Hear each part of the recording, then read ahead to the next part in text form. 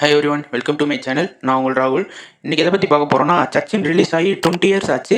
20 years செலிப்ரேஷனாக Sachin படத்தை வந்து rerelease பண்ணியிருந்தாங்க. அது வந்து 2005 ரிலீஸ் ஆச்சு. இப்போ வந்து அதை வந்து தேட்டர் எக்ஸ்பீரியன்ஸ் பண்ணி பார்க்கும்போது அவ்வளோ சூப்பராக இருக்குது.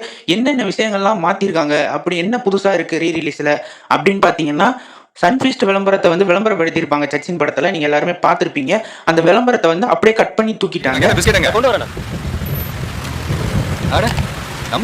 அதுக்கப்புறம் என்னன்னு பார்த்தீங்கன்னா, பிபிசா பாசுவோட போர்ஷன் வரும். அந்த போர்ஷன்லாம் கொஞ்சம் வல்கரா இருக்குன்னு சொல்லிட்டு அதையும் கட் பண்ணி தூக்கிட்டாங்க. Hi, any help? No, thank you. அப்புறம் என்னன்னு பார்த்தீங்கன்னா, டைட்டில் கார்டு வந்து டைட்டில் கார்டு வந்து மாற்றிருக்காங்க. இந்த கோட்டு லியோ படத்துலலாம் அவருக்கு போட்ட அதே மாதிரி டைட்டில் கார்டு வந்து இதில் படத்தில் போட்டிருக்காங்க.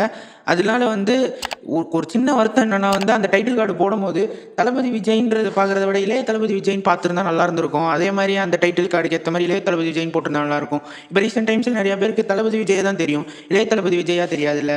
அதனால வந்து அந்த மாதிரி போட்டிருந்தா நல்லா இருந்திருக்கும்னு தோணுச்சு.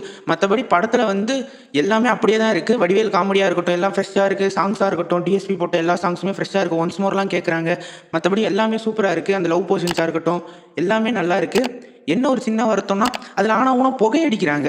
ஊட்டியில் இருக்கிறத நான் காமிக்கணுன்றதுக்காண்டி புகையடிக்கிறது நம்ம வந்து சின்ன வயசில் பார்த்ததுனால அது எதுவுமே வந்து பெருசாக தெரிஞ்சிருக்காது. இப்போ நம்ம பார்க்குறதுனால புகையடிக்கிறதுலாம் வந்து என்னமோ திணிச்ச மாதிரி இருந்துச்சு.